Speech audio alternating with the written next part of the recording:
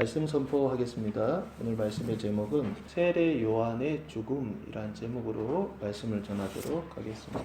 오늘 본문 말씀은 혼의 구원, 후식계 생명의 믿음 네 번째 말씀입니다. 특별히 세례 요한의 죽음이란 말씀을 통해서 하나님 나라가 확장될 때 우리가 경험하는 것들이 무엇인지를 아주 잘 보여주시고 가르쳐 주셨습니다. 14절 말씀부터 보시면 이에 예수의 이름이 드러난지라 헤롯 왕이 듣고 이르되 이는 세례 요한이 죽은 자 가운데서 살아났도다. 그러므로 이런 능력이 그 속에서 일어나느니라 하고라고 말씀하고 있습니다.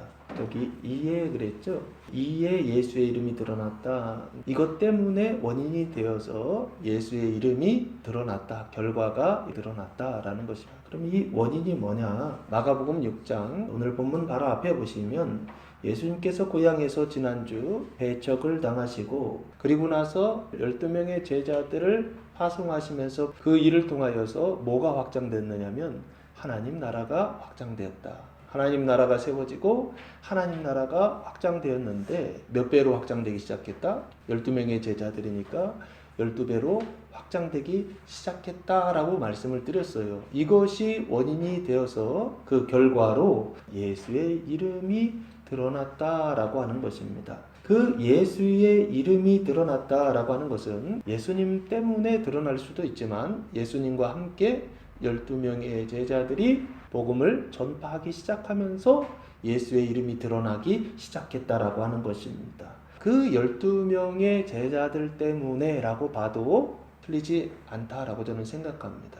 예수님도 씨를 뿌리시고 12명의 제자들도 하나님 나라의 씨를 뿌리는 이 일이 시작되었을 때 그때부터 뭐가 시작됐느냐면 예수의 이름이 드러나기 시작했다라고 하는 것입니다. 보통 이름이 드러난다라고 하는 것은 화네이로스라고 하는 단어를 사용했는데 뜻은 빛나는 이란 뜻이에요. 그래서 분명하게 나타나다. 그러니까 세상 속에서 반짝반짝 빛나는 것이. 그래서 드러나는 그 이름이 드러나고 예수님께서 하시는 일들이 반짝반짝 빛나게 드러나는 일들이 시작됐다라고 하는 것입니다. 이것을 보통 한 단어로 뭐라고 그러나요? 인기라고 그러나요?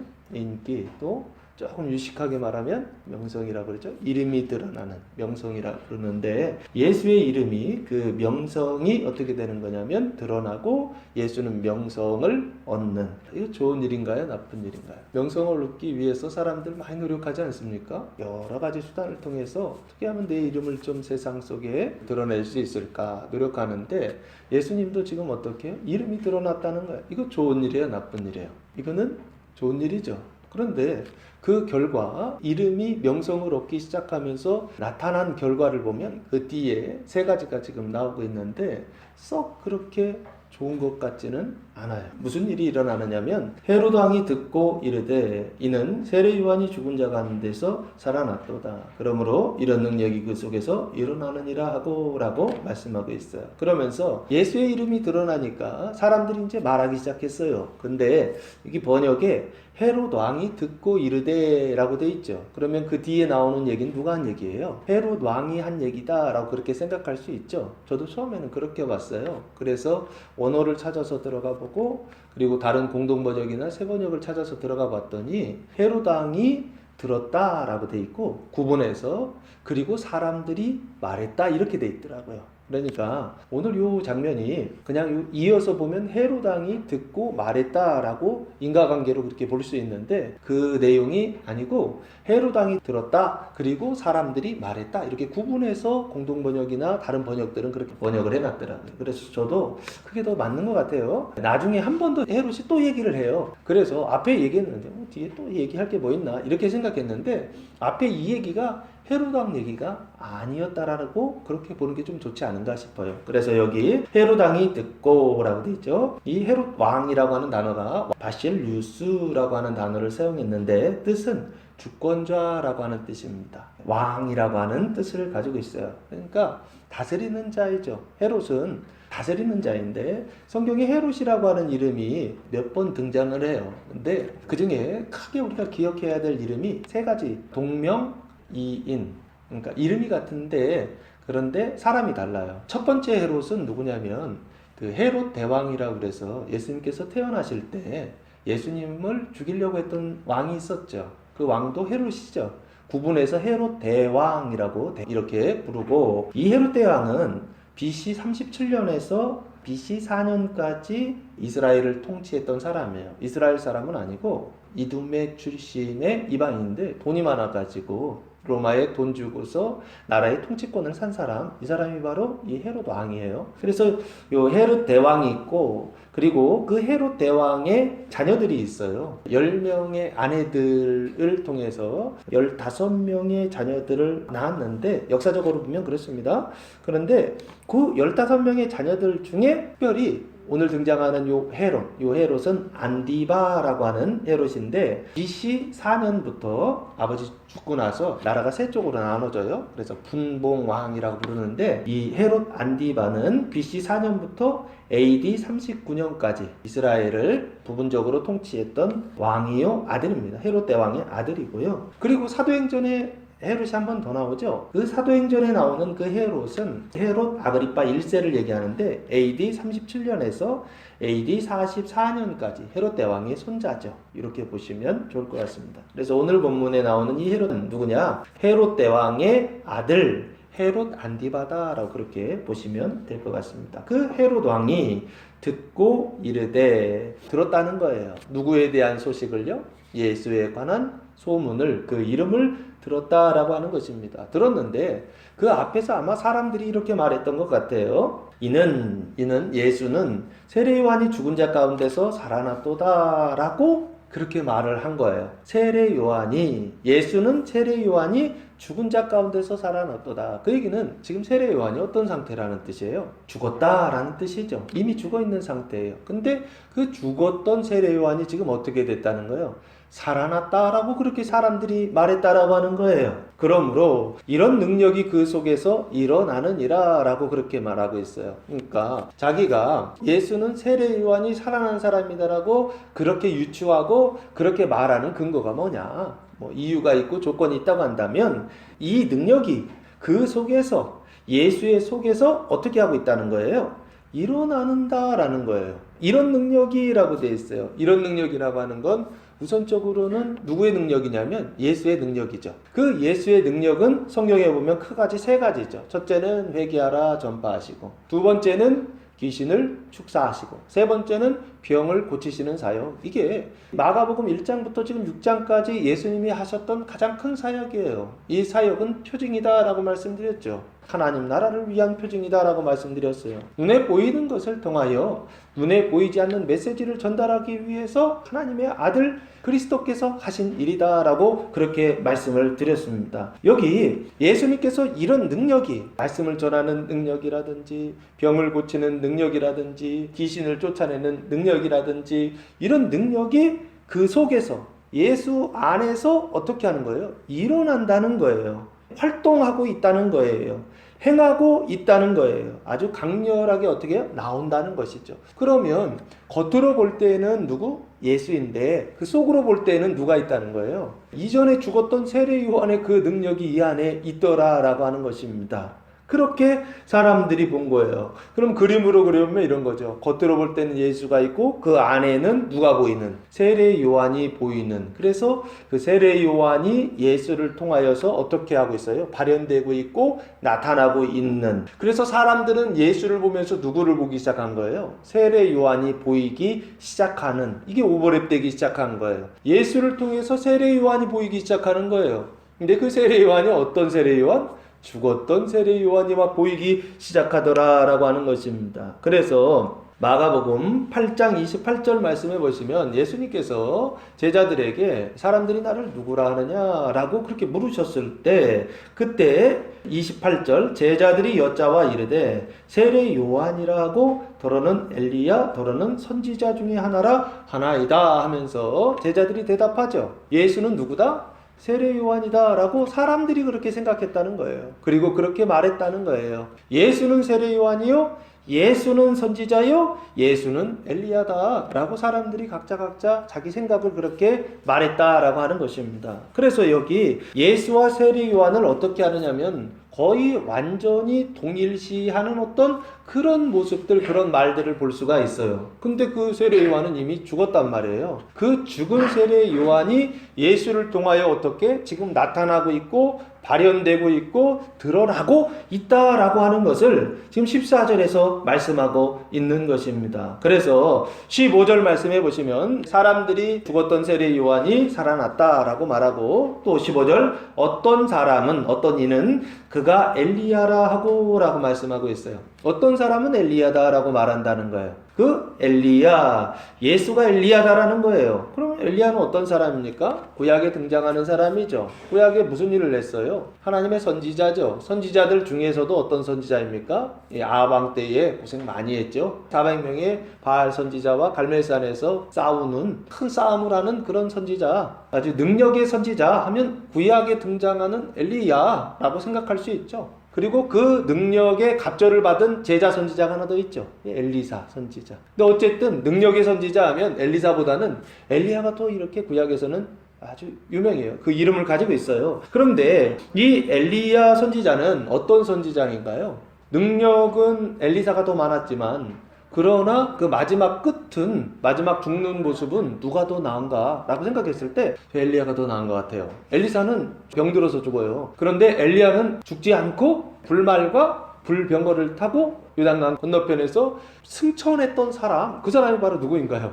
이거 엘리야예요. 그래서 엘리야 하면 와 하는 거예요. 왜? 죽지 않고 하늘에 올라간 사람이 성경에 몇 사람 나와요? 구약에는 2사람밖에 안 나오죠. 신약에 예수님 나오니까 이제 3사람인데 구약에 딱 2사람 나오잖아요. 창세기에 죽지 않고 하나님 데려가신 사람 하나 있죠. 에녹이 그랬잖아요. 그리고 두 번째, 죽지 않고 불말과 불병거를 타고 올라간 사람이 있죠. 그 사람이 누구예요?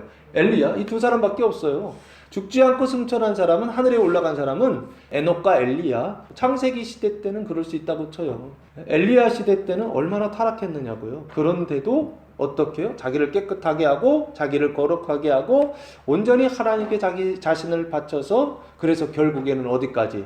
불말과 불병거를 타고 천국에까지, 하늘에까지 올라갔던 사람, 이게 엘리야란 말이에요. 그런데 그 엘리야를 뭐라고 이야기하고 있느냐면 신약에서 한번 보시면 마태복음 11장 14절에서 이렇게 언약해 놓으셨어요.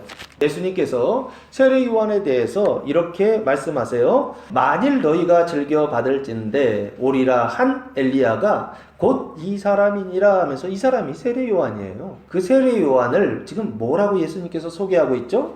오리라 한 엘리야, 구약의 언약된 그 사람 엘리야, 오리라 한 엘리야가 이 사람이다 라고 예수님 그렇게 말씀하고 있어요. 그래서 엘리야는, 세례 요한은 누구다? 구약에 언약되어져 있었던 엘리야였구나. 엘리야가 온다고 했는데 그 엘리야가 누구냐면 세례 요한이요. 그럼 그가 하는 일이 뭐예요? 말라기 4장 5절에서 6절 말씀해 보시면 구약에 이렇게 언약되어 있습니다. 보라, 여호와의 크고 두려운 날이 이르기 전에 내가 선지자 엘리야를 너희에게 보내리니 하면서 엘리야를 보내시겠다라고 언약하고 있죠. 근데 언제? 여호와의 크고 두려운 날. 이 여호와의 크고 두려운 날이 뭐예요?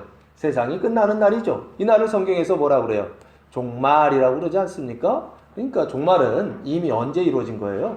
2000년 전에 이루어진 거예요. 언제예요? 종말의 때에 엘리야가 왔잖아요. 선지자가 왔잖아요. 그래서 엘리야가 왔다, 그 선지자가 왔다, 하나님 보내시겠다고 했던 사람이 왔다라고 하는 얘기는 이미 그때 보내준다고 했으니까, 종말의 때에 보내준다, 세상이 끝나는 날에 보내준다. 이거는 눈에 보이는 세상을 얘기하는 게 아닙니다. 아담과 하와가 타락해서 죄와 사망이 다스리는 세상이 됐는데 그 눈에 보이지 않는 그 죄와 사망의 세상을 끝나는 날, 그날에 누구를 보내신다는 거예요? 엘리야를 보낸다? 근데 그게 누구다? 세례 요한이다 라고 그랬죠. 그럼 세례 요한이 와서 하는 일이 뭐냐? 6절 보시면 그가 아버지의 마음을 자녀에게로 돌이키게 하고 자녀들의 마음을 그들의 아버지에게로 돌이키게 하리라. 돌이키지 아니하면 두렵건대 내가 와서 저주로 그 땅을 칠까 하노라 하시니라 하면서 돌이키는 일을 하죠. 아버지의 마음을 아들에게 돌이키고, 그리고 아들의 마음을 아버지께 돌이키는 거, 이게 무슨 일인가요? 화해시키는 일이죠.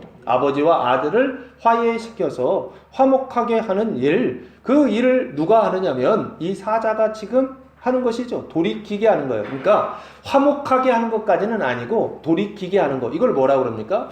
회개한다라고 그렇게 말하지 않나요? 그러니까 세례 요한은 돌이키게 하는 것만, 아버지의 마음을 돌이키고 아들의 마음을 돌이키게 하는 것까지만, 그래서 그 돌이키는 것을 통하여 회개를 통하여 어디에 이르게 되는 거예요? 서로 화목하게 되는 일들까지. 이거는 누가 하는 일이에요? 예수님 하시는 일이죠. 좀 구분한다면 돌이키게 하는 일은 세례 요한이 한다면 화목하게 하는 일은 누가 하신다? 예수님이 하신다. 이렇게 보시면 좋을 것 같아요. 그래서 지금 엘리야라 했을 때 그 엘리야는 누구냐? 세례 요한은 오리라 한 엘리야요. 그 엘리야가 하는 일은 뭐냐? 돌이키게 하는 일이다. 아버지의 마음을 돌이키게 하고 아들의 마음을 돌이키게 하는 자다. 그래서 이것을 바로 앞에 말라기 3장 1절 말씀해 보시면 하나님께서 뭐라고 말씀하시냐면 만군의 여호와가 이르노라 보라 내가 내 사자를 보내리니 그가 내 앞에서 길을 준비할 것이요 하면서 내 사자 얘기하시죠. 하나님의 사자라고 말씀하시죠. 엘리야가 하나님의 사자요.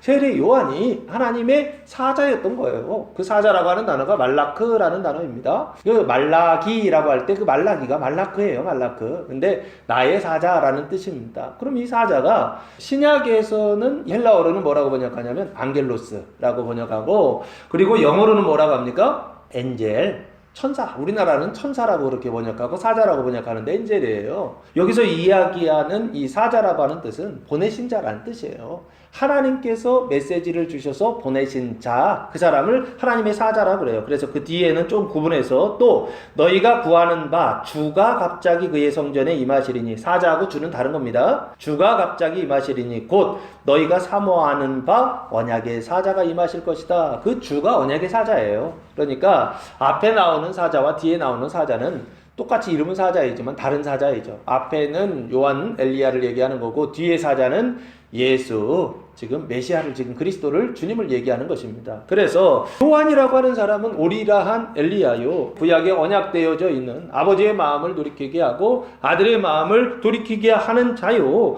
이 요한이라고 하는 사람은 하나님의 사자다라고 그렇게 말씀하고 있어요. 그러면 이게 결국에는 뭘 얘기하고 있느냐라고 하는 거예요. 이게 요한이 하는 역할이라는 거예요. 그래서 예수님께서는 뭐라고 얘기하셨냐면 선지자와 율법은 요한까지다 라고 그렇게 말씀하세요. 그러면서 요한은 어디에 있는 사람이냐? 구약의 맨 마지막에 있는 사람이다 라고 하는 것을 성경이 끊임없이 말을 해요. 세상이 끝나는, 죄와 사망이 끝나는, 그래서 그 죄와 사망을 끝장내기 위해서 회개시키고 돌이키게 하는 일을 위하여서 보내신 자, 하나님의 사자, 그 사람이 바로 누구냐면 세례 요한이다 라고 그렇게 말씀하고 있어요. 그래서 세례 요한을 이런 사람이라고 한다면 그 세례 요한을 지금 뭐라고 이야기하고 있느냐면 죽었던 세례 요한이 예수다 라고 그렇게 얘기하더라는 거예요. 그래서 예수의 이름이 드러났다고 한다면 그 예수라고 하는 거, 예수와 그리고 그 12명의 제자들이라고 하는 것은 결국에 뭘 얘기하느냐? 어떤 사람들은 이렇게 말합니다. 그가 선지자라 하니 옛 선지자 중에 하나와 같다 하되 라고 그렇게 말씀하고 있어요. 그러니까 엘리야이면서도 엘리야만 국한시키지 않고 옛 선지자 중에 한 사람 같다라고 그래요. 그러면 그 얘기는 무슨 얘기입니까? 이 선지자 같기도 하고 저 선지자 같기도 하고, 그래서 구약의 선지자들이 많이 나오죠. 이 예언자, 선지자라고 하는 단어가 프로페테스라고 하는 단어를 사용했는데 뜻은 미리 말하는 자, 영감을 말하는 자. 그 얘기는 무슨 얘기예요? 하나님의 영감을 받아서, 메시지를 받아서 그 메시지를 말하는 자라는 거예요. 하나님의 말씀은 어디에서부터 와요? 5차원에 계시죠. 누구를 통해서? 4차원 천사들을 통해서. 누구에게? 3차원에 있는 나에게 말씀하시죠. 그럼 그 말을 말하는 자가 선지자란 말이에요. 그러면 선지자가 말할 때에는 말은 몇 차원으로 나와요? 육신적인 차원에 사람들이 알아들을 수 있는 말들로 나오죠. 그러나 실제로는 어디로부터 왔어요? 4차원으로부터 왔고 5차원으로부터 왔죠. 그래서 오늘 본문도 똑같아요. 눈으로 볼 때는 3차원 육신적인 차원의 말씀이지만 그러나 이 말씀이 의미하는 바 그 메시지는 4차원적 메시지가 있고 5차원적 메시지가 있어요. 근데 그걸 얘기해야 돼요. 그걸 얘기하지 않으면 이게 아무 의미가 없어요. 오늘 본문이 세례 요한이 뭐 다시 살아났다고 사람들이 말하는데 그게 뭐 어쩌라고? 이거밖에 안 되는 거예요. 그런데 이게 안 보여요. 도대체 이게 뭘 얘기하는지, 이게 무슨 메시지를 전달하고 있는지 이게 안 보인다고요. 근데 그걸 지금 설명하려고 하는 거예요. 그러니 어려워요, 쉬워요? 어려운데 쉬워요. 그러니까 그냥 이렇게 그냥 들으시고 받아들이시면 됩니다. 그래서 지금 선지자 같다는 얘기는 결국에 하나님의 말씀을 받아서 말하는 자와 같다라는 뜻이에요. 그렇죠? 그러니까 결국에는 무슨 얘기냐면 이 얘기를 하고 싶은 거예요. 창세기부터 말라기까지 구약에 있는 그 모든 언약, 그 언약을 말하는 자, 그 사람이 바로 누구라는 거예요? 예수다라고 하는 얘기를 지금 하고 싶은 거예요. 그리고 그 마지막이 아까 엘리야라고 얘기했잖아요. 요한이고 엘리야까지 가고 엘리야에서 선지자까지 가는 건 과거로 이렇게 쭉 훑어서 올라가는 거잖아요. 내용이. 지금 예수가 있는데 그 예수를 보면서 요한을 보고 요한을 보면서 엘리야를 보고 엘리야를 보면서 선지자를 보잖아요. 과거로 쭉쭉 훑어서 들어가잖아요. 그러면서 선지자와 같다라고 그렇게 말하면서 마지막 16절에 이제 헤롯이 그 얘기를 다 듣고 결론을 이렇게 내려요. 헤롯은 듣고 이르되, 네 번째 반응입니다. 내가 목벤 요한 그가 살아났다 하더라 라고 그렇게 말을 합니다. 그러면 내가 헤롯이에요. 헤롯 왕이 뭐한 사람이에요? 목을 벤 요한이죠. 목을 베었다라는 건 뭐예요? 그러니까 처형했다는 얘기죠. 근데 처형하는 방식이 어떻게 하는 거예요? 목을 베었다. 이걸 뭐라고 그래요? 참수형이라고 그러죠.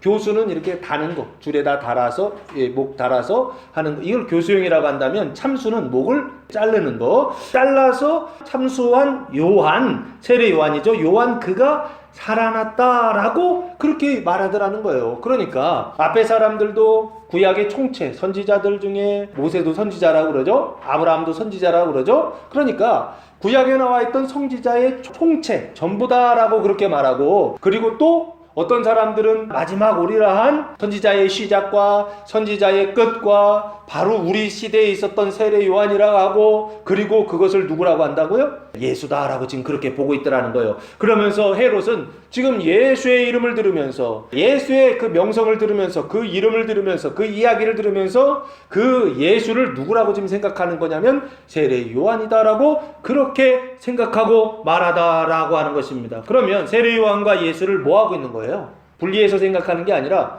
동일시하고 있는 것이죠. 그 동일시하면서 구약의 언약의 총체가 예수요, 구약에 하나님께서 말씀하셨던 그 전부가 예수요, 세례 요한이고 예수이고, 그가 어떻게 했다? 살아났다에 여기는 강조점이 있어요. 이제 죽는 장면은 나중에 나옵니다. 오늘 말씀의 요 본문 여기에서는 죽었는데 살아났다. 그 살아난 그 사람이 바로 누구냐면 예수다라고 그렇게 말했다라는 거예요. 그러면 문자적으로만 보면 헤롯이 그렇게 생각했다, 헤롯이 그렇게 말했다라고 하는 것은 이거 좋은 일입니까? 나쁜 일입니까?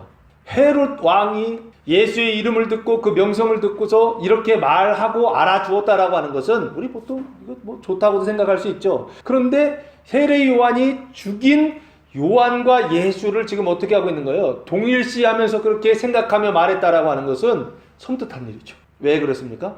세례 요한을 죽였던 것처럼 예수도 어떻게 할 수 있다? 죽일 수 있다라고 하는 그 죽음의 위협, 살해의 위협이나 위험, 이런 것들을 이 말을 통해서 유추할 수 있지 않을까라는 생각을 해봅니다. 그래서 이것은 좋은 것이지만 엄밀히 보면 그 내용을 들어가고 그 뜻을 들어가고 실제로 이루어진다고 한다면 이 일은 정말로 나쁜 일이 되지 않을까 싶어요. 세례 요한처럼 너도 죽을 수 있다, 세례 요한처럼 예수도 죽일 수 있다 라고 하는 말로 들리지 않을까 싶습니다. 그러면 이 14절에서 16절까지 오늘 이 내용은 이거예요. 죽었던 세례 요한이 살아났다, 이 내용인데 이것이 말하고자 하는 바가 뭐냐라고 하는 거예요. 지금 세례 요한이 구약의 엘리야, 언약된 사람이고 그 마지막 사람이라고 했는데, 지금 예수는 뭐라고 얘기하느냐면, 예수님은 어떤 상태냐면 이름이 드러난 상태란 말이에요. 그래서 그 예수와 12명의 그 제자들이 지금 어떻게 있어요? 현실 속에 있는 것이죠. 요한은 없어요. 현실에는 예수와 12명의 제자들이 있는데, 그 예수와 12명의 제자들이 뭐로 보이냐면 살아난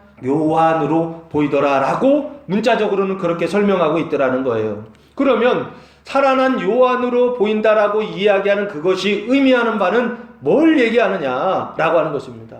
지금 예수와 그 제자들의 상태는 어떤 상태였습니까? 4장까지만 해도 씨가 뿌려지는 상태였죠. 예수는 뿌리고 제자들은 그 씨를 받는 사람의 그런 입장이었죠. 근데 지금 6장에서는 제자들의 상태가 어떻게 바뀌어요? 씨를 받는 입장에서 이제는 예수와 함께 씨를 뿌리는, 말씀을 전파하고 귀신을 제어하는 능력을 주셔서 하나님 나라의 씨를 이렇게 뿌리는 그 일을 하는 사람이 되었죠. 예수도 뿌리고 그리고 12명의 제자들도 하나님 나라의 씨를 뿌리는 사람들이 된 그 상태, 이 상태를 요한이 살아났다라고 말하는 것입니다. 그렇다고 한다면 이 하나님 나라 씨를 뿌리는 이 사람들을 신약 성경에서는 뭐라고 받고 있는지, 실제적으로 이 사람들을 뭐라고 말하고 있는지, 이걸 보면 지금 14절에서 16절의 이 말씀이 뭘 얘기하고 있는지, 뭐를 성취하고 있는지를 우리가 알 수 있다라고 하는 거예요. 에베소 1장 5절 말씀해 보시면 아주 중요한 말씀이 나옵니다. 하늘에 속한 신령한 복이 나오는데 크게 세 가지가 나와요. 그 첫 번째 복이 5절에 이렇게 기록되어 있습니다. 그 기쁘신 뜻대로 우리를 예정하사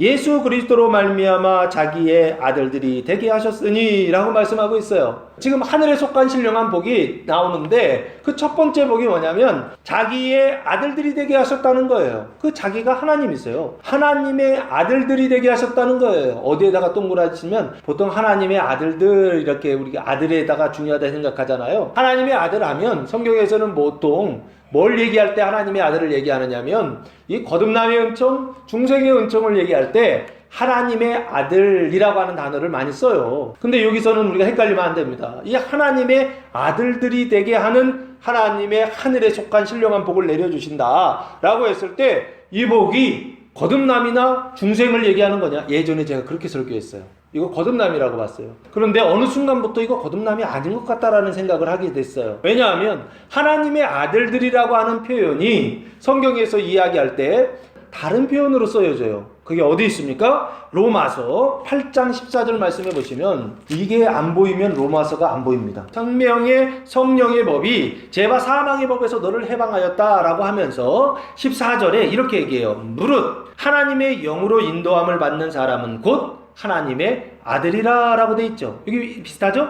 아들들이라고는 안 돼 있어요. 하나님의 아들이다 라고 그랬죠. 요 하나님의 아들을 얘기했던 것은 그 뒤에 19절 말씀 요걸 받기 위해서 쓰여져 있어요. 19절 보시면 피조물이 고대하는 바는 하나님의 아들들이 나타나는 것이니 라고 말씀하고 있죠. 그러니까 하나님의 영의 인도함을 받는 사람을 하나님의 아들이라고 하는데 여기서의 하나님의 아들은 죄와 사망의 법에서 완전히 해방된 아들을 얘기하는 거예요. 이걸 저는 뭐라고 설명합니까? 형제를 구원하는 그 몸을 구원하는 완전의 은총 가운데 있는 사람들을 설명할 때 14절에 이 하나님의 아들이다 라고 그렇게 설명드렸죠. 그러면서 이 하나님의 아들이 어떻게 된 거예요? 아들들이 되었죠. 오늘 본문 말씀이 지금 그걸 얘기하고 있는 거예요. 예수님이 하나님의 아들이었는데 죄와 사망의 법에서 완전히 해방된 아들이었는데 그 아들이 씨를 뿌려서 그래서 12명의 제자들이 뭐가 됐어요? 씨를 받아서 그래서 이제는 씨를 뿌리는 자가 됐죠.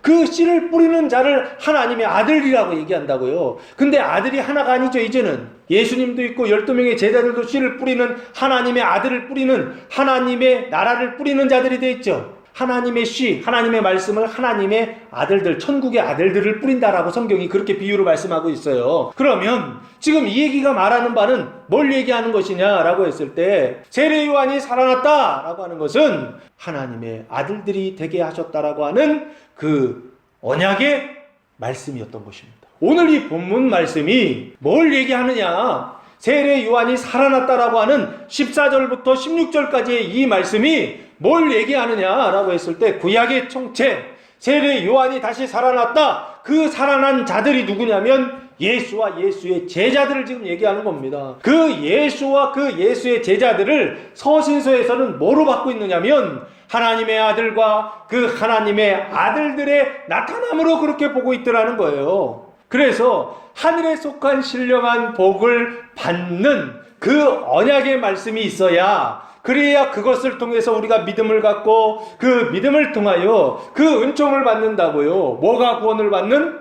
하나님의 아들들이 되는 그 은총이요. 그래서 그 하나님의 아들들이 되는 건 뭐예요? 나 혼자 하나님의 아들이 되는 것이 아니라, 나 혼자 죄와 사망의 법에서 완전히 해방되는 것이 아니라, 나를 통하여 다른 사람이 해방되고 그 사람도 나와 함께 하나님의 아들들이 되는 그 은총을 어디에서 지금 설명하고 있느냐면 오늘 본문이 설명하고 있더라라고 하는 것입니다. 오늘 본문이 그 말씀이었던 것이고, 이 말씀을 통하여 우리는 뭐를 받느냐? 믿음을 받는다는 거예요. 세례 요한이 살아났다 라고 하는 그것을 통하여, 그때 당시의 사람들은 예수를 보면서 세례 요한이 살아났다라고 얘기하고 있다고요. 예수의 명성, 그 이름이 드러나는 것을 통해서 세례 요한이 살아났다라고 이야기를 했다고요. 그런데 그 예수의 그 이름이 뭐냐면 예수와 예수의 제자들이 내용이었다는 거예요. 그 예수와 예수의 제자들이 뭘 의미하느냐라고 했을 때 하나님의 아들들이 나타나기 시작했다는 것입니다. 오직 하나님의 아들은 예수 그리스도 그분밖에 없었는데, 지금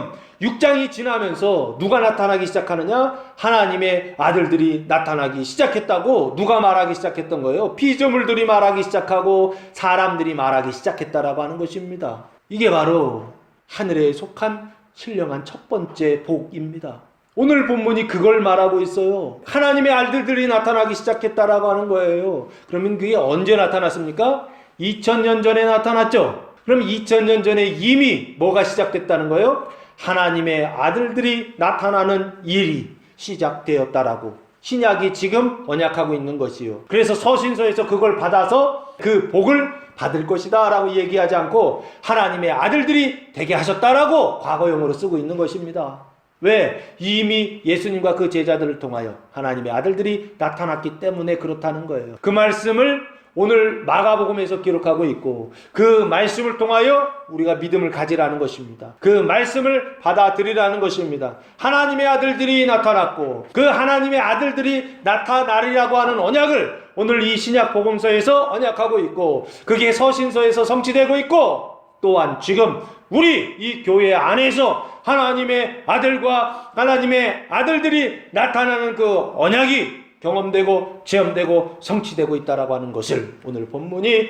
말씀하고 있는 것입니다. 사랑하는 성도 여러분, 이번 한 주간 죽었던 요한이 살아나는 것과 같은 일들을 경험하게 하실 것입니다. 그때 하나님의 아들들이 나타나게 하시는구나, 하늘에 속한 신령한 복을 받게 하시는구나 라고 생각하시고 받아들여서 하늘에 속한 신령한 복을 받아 누리며 살아가는 성도들 되시기를 예수님의 이름으로 축복합니다. 두 번째 17절 말씀해 보시면, 전에 헤롯이 자기가 동생 빌립의 아내 헤로디아에게 장가든 고로 이 여자를 위하여 사람을 보내요 요한을 잡아 옥에 가두었으니 라고 말씀하고 있어요. 전에 그랬죠. 전이라고 하는 건 언제입니까?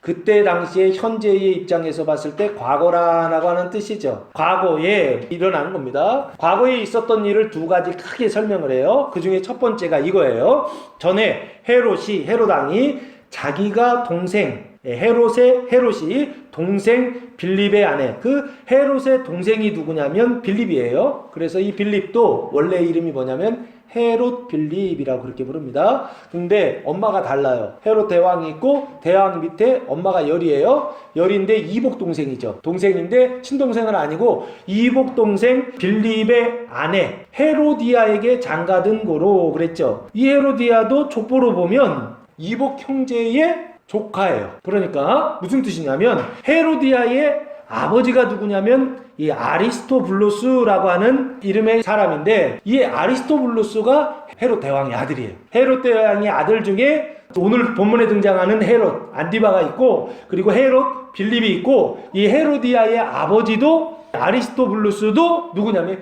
헤롯 대왕의 아들이란 말이에요. 그 아들의 딸이 헤로디아예요. 그러니까 이게 족보가 복잡하죠. 족보가 복잡하면서 이게 집안이 아주 엉망이죠. 근친상간이에요. 그래서 결국에 이복 형제의 그 조카와 결혼한 게 빌립이었고, 그리고 헤롯 빌립을 버리고 헤로디아가 또 누구한테 시집을 가냐면 지금 오늘 등장하는 이 헤롯 안디바한테 시집을 가요. 복잡하죠? 관계가 복잡합니다. 그러니까 지금 이게 헤롯이 자기가 동생 빌립의 아내 헤로디아에게 장가든 고로 그렇게 되어 있어요. 그래서 이 여자를 위하여, 헤로디아를 위하여 사람을 보내어 요한을 잡아 옥에 가두었다라고 하는 거예요. 이게 세례 요한이 지금 경험하고 있는 일이에요. 과거에 죽기 전에 세례 요한이 지금 무엇을 경험하느냐면 감옥에 갇히는, 이걸 뭐라고 그래? 투옥이라고 그러죠. 감옥에 갇히는 그 일을 경험해요. 그 이유가 18절부터 쭉 나와 있습니다. 그런데 먼저 여기 17절부터 좀 풀어보면, 헤롯은 그냥 헤롯이 아니에요. 왕이에요. 헤롯 왕이 자기가 동생 빌립의 아내 헤로디아에게 장가든 고로, 그래서 그러면 헤로디아는 결혼했으니까 헤로디아가 뭐가 돼요? 왕의 아내가 되었죠. 그 왕의 아내를 뭐라 그래요? 왕후라고 그러죠. 이 관계를 모르면, 이 메시지를 몰라요. 왕인데 헤롯이 왕이란 말이에요. 이스라엘을 다스리는 왕인데 그 왕의 아내를 왕후라 부르고 그 왕후를 헤로디아라는 거예요. 이게 구약에 하나 헤로디아와 같은 비슷한 상황이 하나 언약돼 있었어요. 어디에? 에스더 때. 에스더가 뭐가 돼요?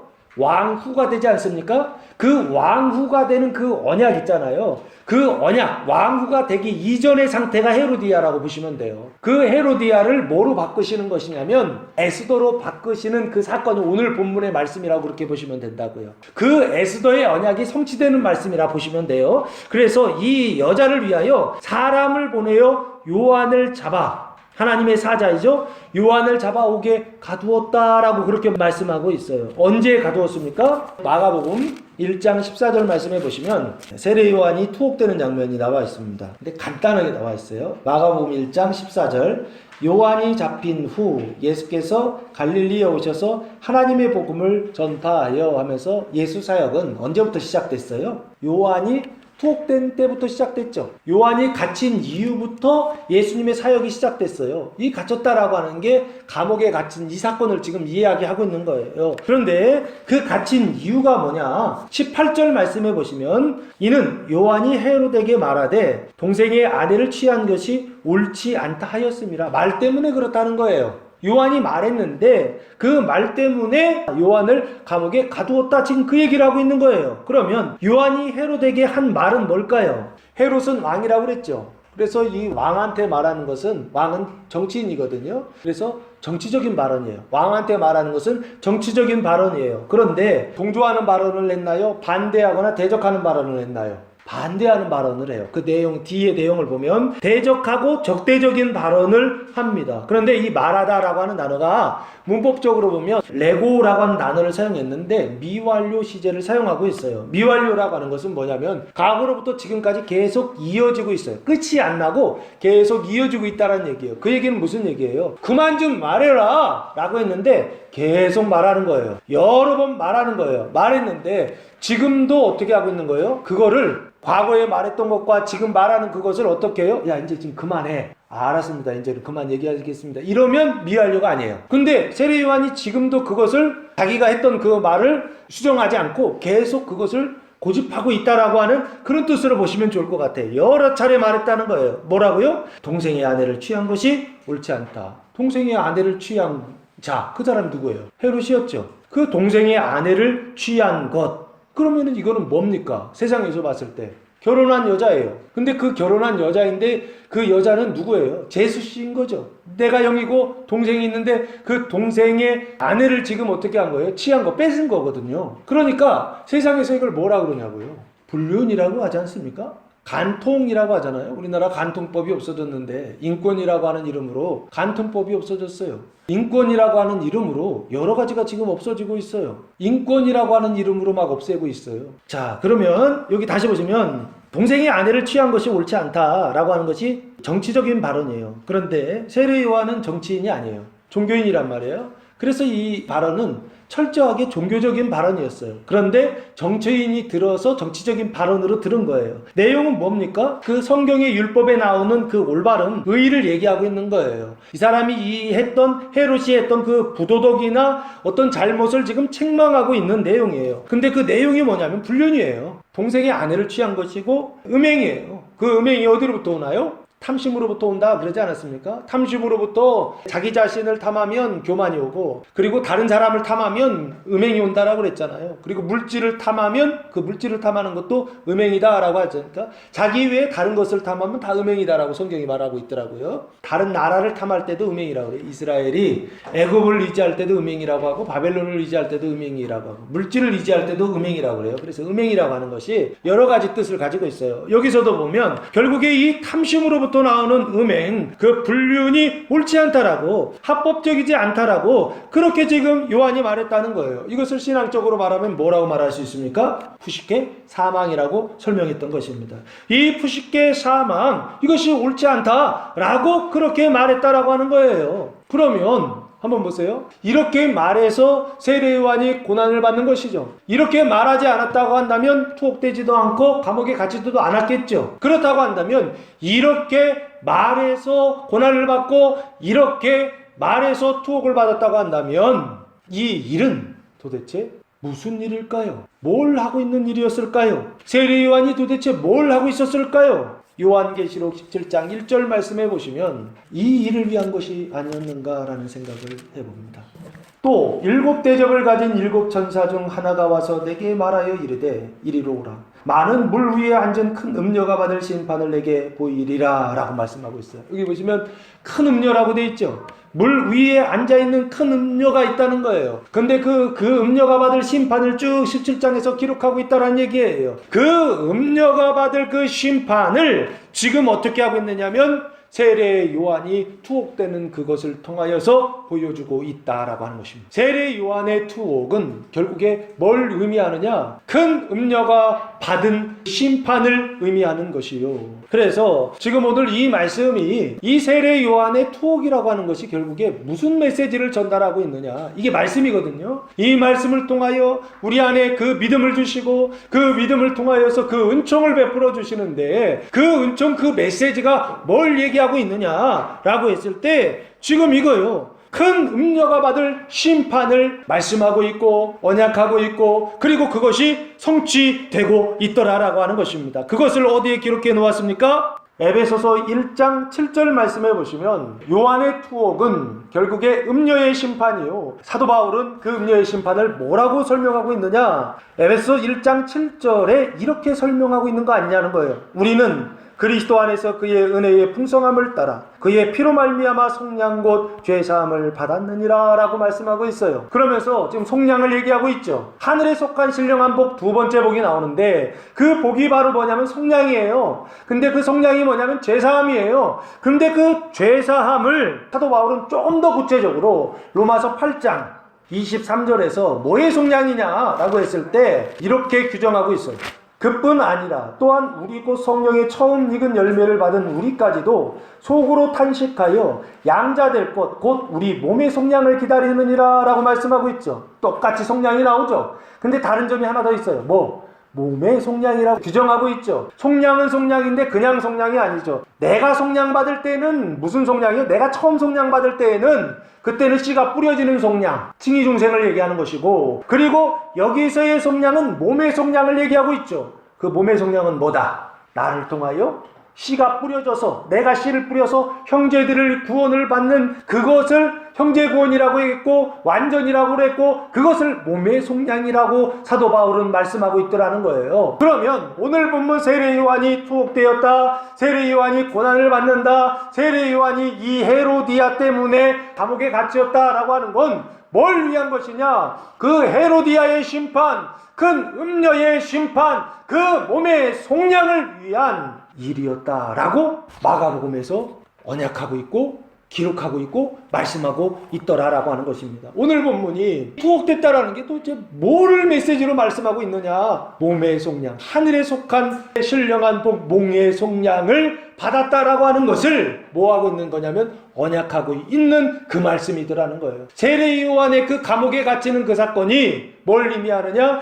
이전에는 헤로디 왕이었고 세상의 마지막 왕이 지금 헤롯 왕이고 그 헤롯 왕의 왕후가 헤로디아예요. 그런데 그 왕과 그 왕후를 위하여서 세례 요한이 감옥에 갇히는데 그 감옥에 갇혔던 이유는 뭐냐라고 했을 때 왕후를 갈아치우기 위한 일이었다라는 뜻입니다. 영적 영적인 의미는 뭐예요? 눈으로 보는 의미는 나라의 왕을 바꾸는 것이지만 눈에 보이지 않는 의미는 뭐예요?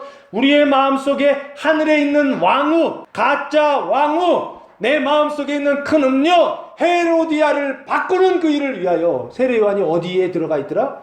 감옥에 들어가 있더라는 거예요. 그 얘기는 무슨 얘기하고 싶은가요? 이번 주에 하나님이 감옥을 경험하게 하실 것입니다. 몸의 성량을 위하여 감옥을 경험하게 하실 것입니다. 여러분이 감옥에 갇히는 일들을 경험하게 하실 거예요. 감옥에 갇히면 어떻게 돼요?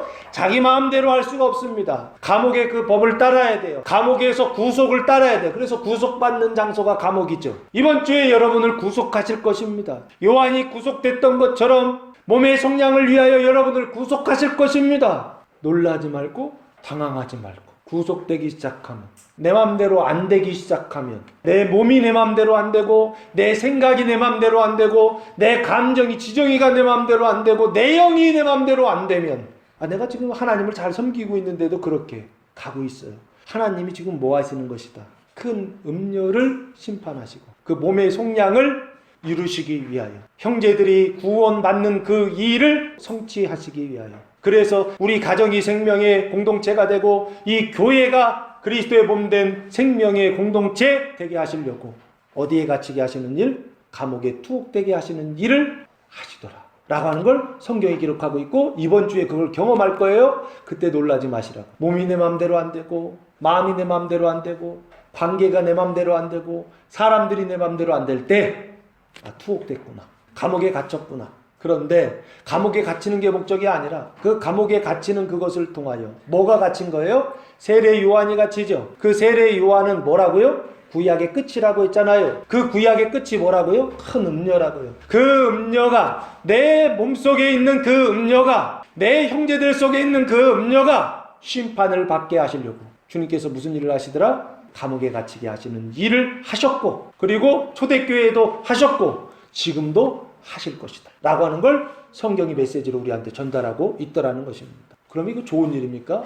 나쁜 일입니까? 세례 요한이 감옥에 갇히는 일은 좋은 일이에요? 나쁜 일이에요? 겉으로 볼 땐 나쁜 일이죠. 우리가 느낄 때는 나쁜 일입니다. 그러나 그 목적지가 무엇인지를 알면, 이게 누가 하시는 일인지를 알면 이 일은 좋은 일이다, 나쁜 일이다. 나쁜 일 결코 아니다 라고 성경이 우리한테 말하고 있는 것입니다. 왜요? 속지 말라는 것입니다. 세상에서 주는 좋은 것들 받을 때는 좋다고 하는데 하나님이 주시는 좋은 거 주실 때는 나쁘다 생각해서 울상을 짓는, 이게 우리 모습 아닌가요? 그러지 말라는 뜻입니다. 세례 요한이 감옥에 갇혔던 것처럼 너희가 감옥에 갇힐 때 슬퍼하지 말라는 것입니다. 그리고 내 마음대로 안 돼요. 내 생각대로 안 돼. 내 이렇게 됐으면 좋겠다라는 게 있다고요. 근데 그렇게 안 된다고요. 그러면 그 안 되면 나는 속상한 거예요. 안 되면 힘든 거예요. 내 마음대로 안 되면 괴로운 거예요. 그런데 일부러 하나님이 몸의 속량을 위해서, 가정의 구원을 위해서 어디로 데려가시더라? 감옥으로 데려가시더라 라고 하는 것입니다. 구속으로 데려가시더라, 안 되게 하시더라는 것입니다. 그때 슬퍼하지 마시고 오히려 주님이 구원하시는구나 기뻐하시면서 더 전진하라는 것입니다. 하나님 나라로 들어가라는 것입니다.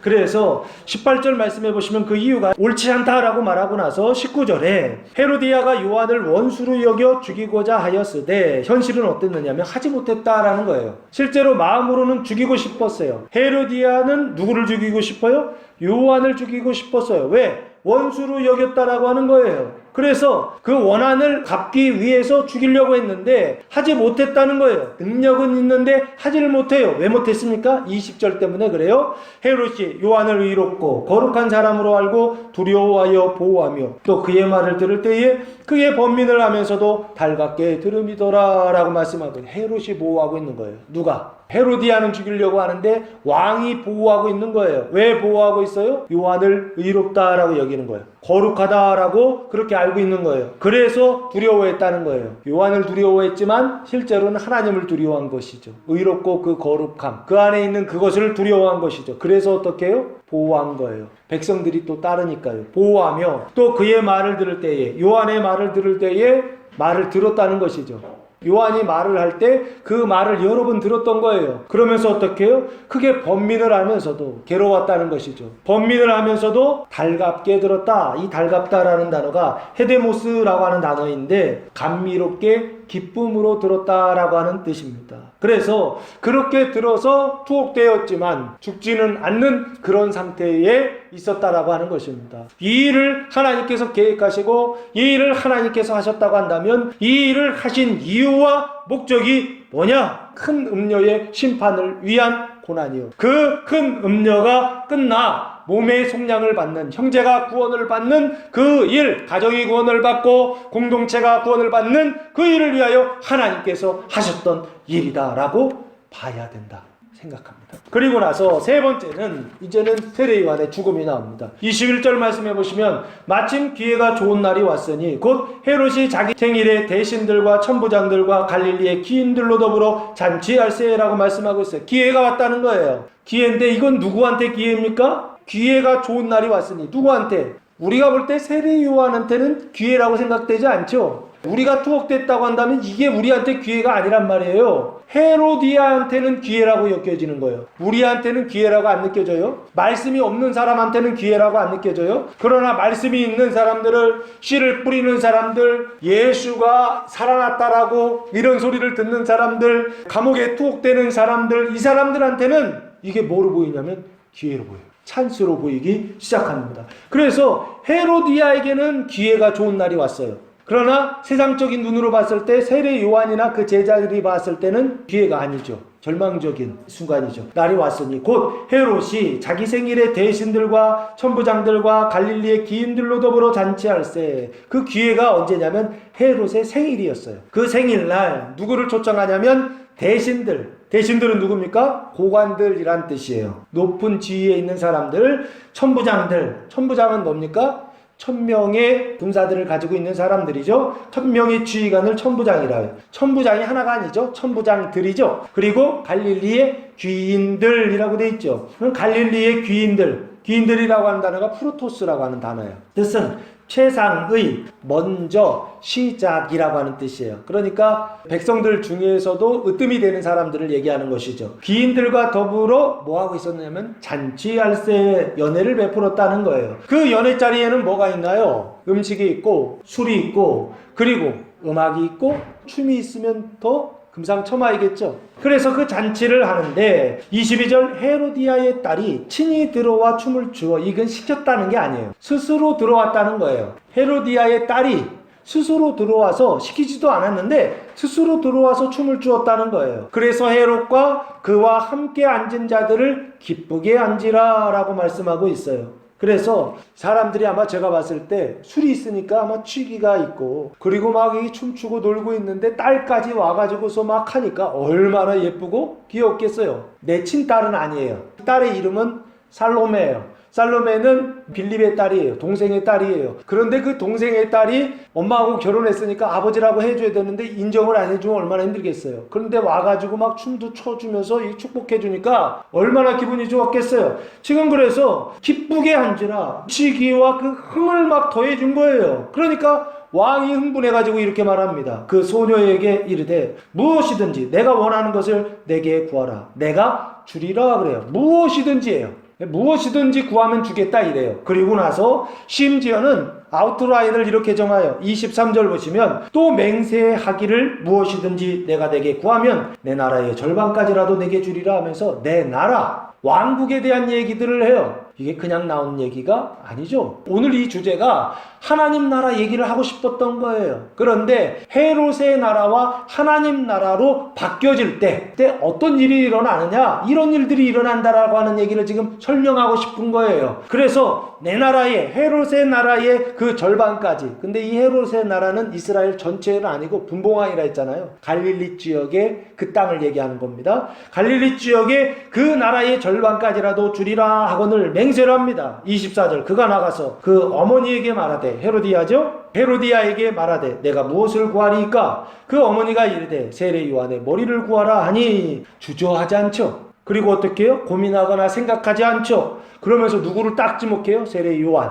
헤로디아에게 있어서 오직 그 머릿속에는 누구 이름밖에 없어요? 어떻게 하면 세례 요한을 죽일까? 이것밖에 없었던 것 같아요. 그래서 어떻게 해요? 주저하지 않고 세례 요한의 머리를 구하라 그래. 이거는 아마 헤로디아의 상태를 뭐 하는 거냐면 보여주고 있는 게 아닌가. 이걸 통해서 우리가 유추할 수 있지 않은가. 거의 이 정도 수준이면 항상 그거에 이렇게 그 생각에 사로잡혀 있어요. 어떻게 하면 세례 요한을 죽일까? 이 생각에 막 사로잡혀 있는 상태. 이걸 뭐라고 하는지 아십니까? 심리학적으로 신경증이라고 그러더라고요. 이 신경증을 원어로는 노이로제 상태다라고. 우리 많이 들어봤죠? 노이로제. 예? 노이로제 상태다. 외부에서 오는 스트레스, 그리고 심리적으로 오는 긴장과 갈등과 불만, 어떤 이런 것들이 쌓여 있는 상태를 노이로제라고 그렇게 설명하더라고요. 이런 노이로제 상태, 이런 신경증의 상태에 있었던 여자, 그 여자가 바로 누구다? 헤로디아죠. 왜? 그 탐심과 음란으로 인해서, 음행으로 인해서 그 결과로 이 지옥과 같은 상태에 있었다는 거예요. 그래서 이 헤로디아는 누구를 죽이면, 세례 요한을 죽이면, 자기를 지금 힘들게 하는, 자기를 대적하는 요한만 죽이면 이 문제 해결될 수 있을 것이다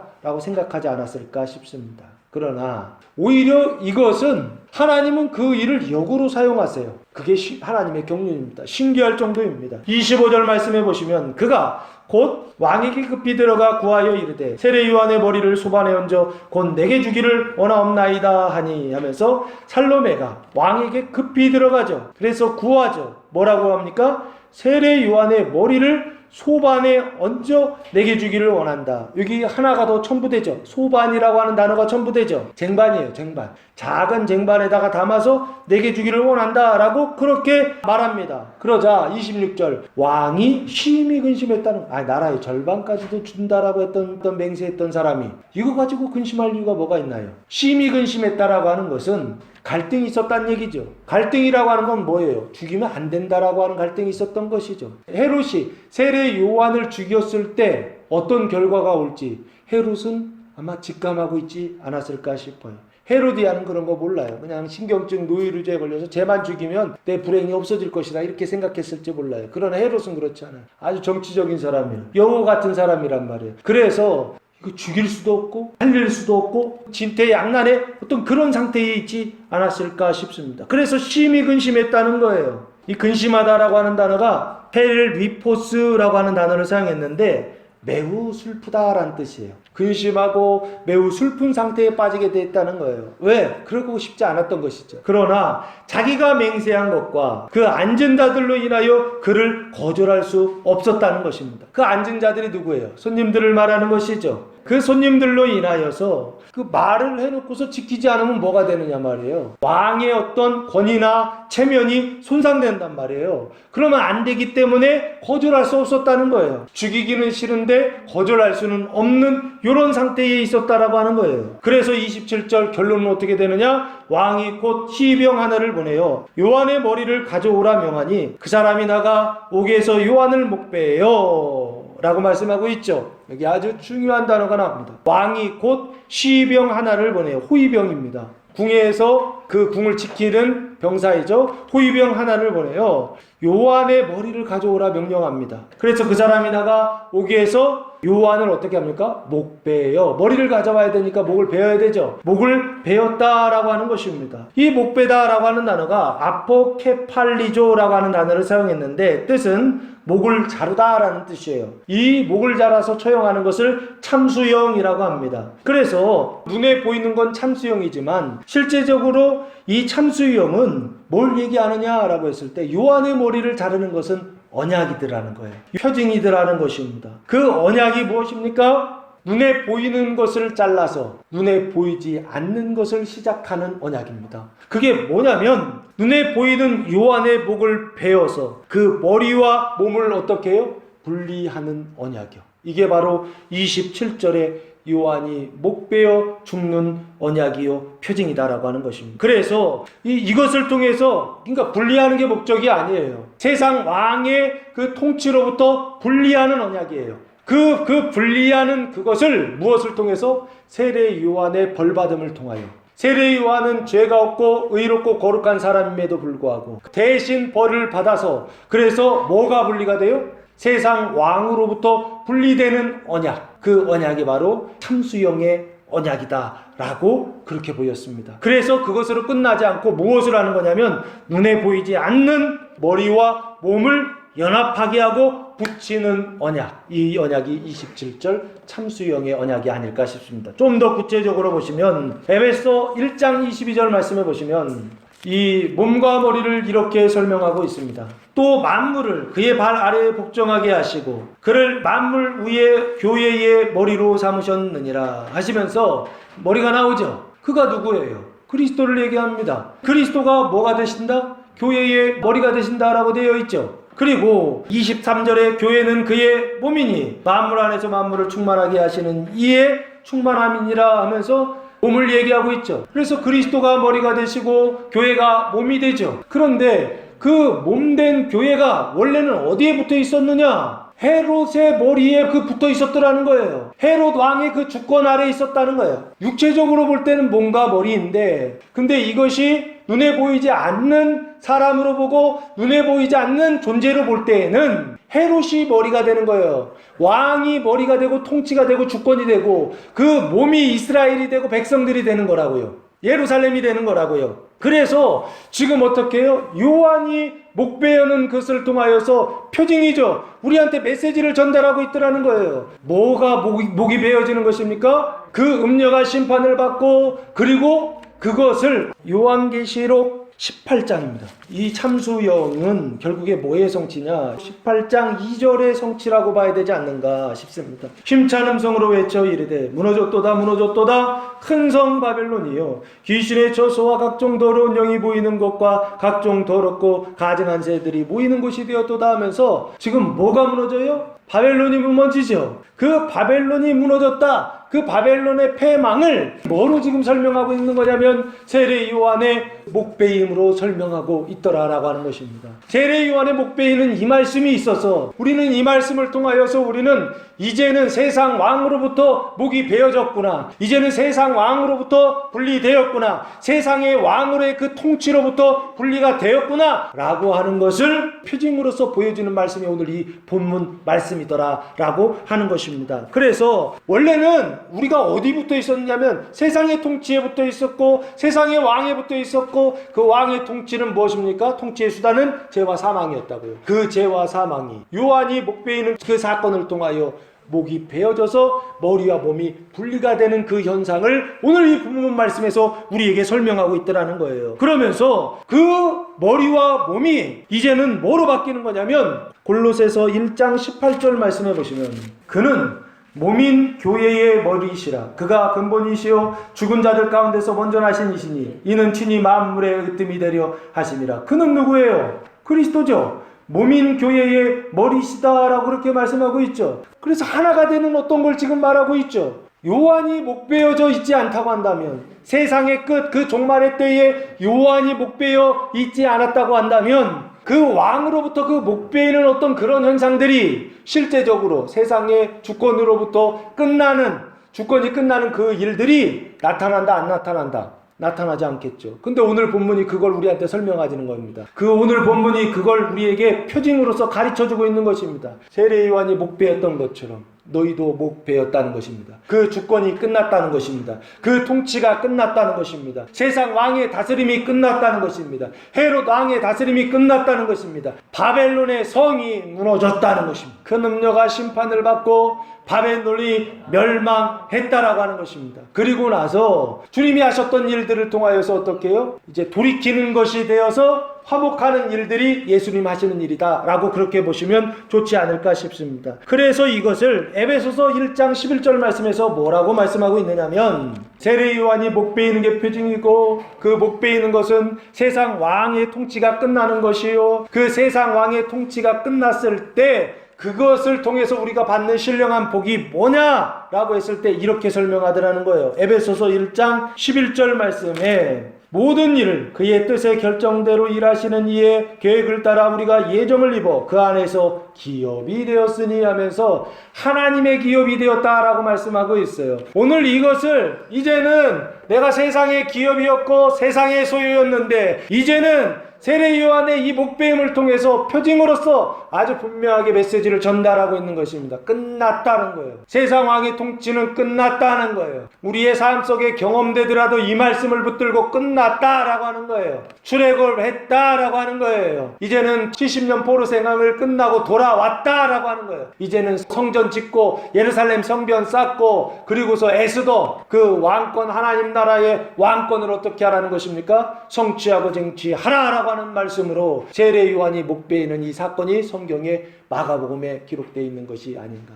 신약으로서 언약하고 있다라는 것입니다. 표징으로서 우리한테 메시지를 전달하고 있다라고 하는 것입니다. 이제 너희는 뭐가 되었다? 기업이 되었다라고 하는 것입니다. 그래서 오늘 본문 이 말씀이 결국 우리에게 세례 요한의 살아남과 투옥과 죽음, 그 죽음을 통하여 우리에게 말하고 싶은 것은 우리에게 하나님께서 신령한 세 가지 복을 주셨다는 것입니다. 첫째는 하나님의 아들들이 되게 하시고, 두 번째는 그 몸의 속량 죄사함을 받게 하셨고, 세 번째는 하나님 나라의 기업이 되게 하셨다라고 하는 것입니다. 28절 말씀해 보시면 그 머리를 소반에 얹어다가 소녀에게 주니 소녀가 이것을 그 어머니에게 주니라 하면서 마무리가 되어지고 있습니다. 배웠고 엄마한테 갖다 주고 그때 엄마가 그걸 받아요. 그 받았을 때 이 헤로디아의 마음은 어땠을까요? 아마 잠시 기뻤을지 모르겠어요. 그러나 이게 얼마나 큰 악수였는지 헤로디아는 몰랐을 거예요. 이게 세상이 끝나고 세상 왕의 통치가 끝나고 죄와 사망으로부터 단절되는 표징이었다라고 하는 걸 헤로디아는 몰랐을 거예요. 마찬가지로 우리도 몰라요. 찬스가 왔을 때 몰라요.